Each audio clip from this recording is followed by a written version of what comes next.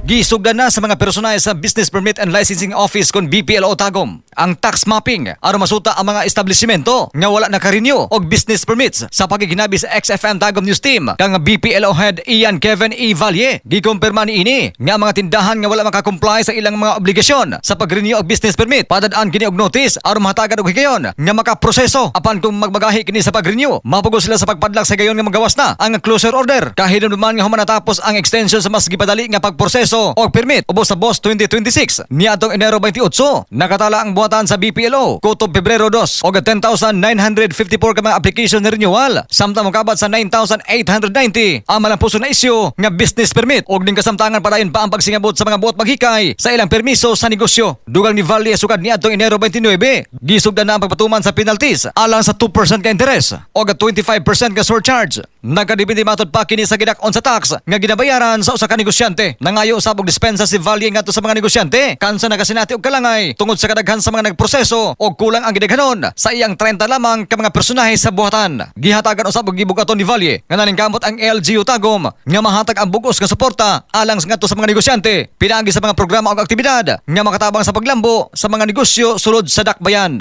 Para mulami ang ngisi, magsanton vitamin C alang sa nagkayusang Pilipino para sa Pilipinas, katropang Lar Sanyol, XFM News.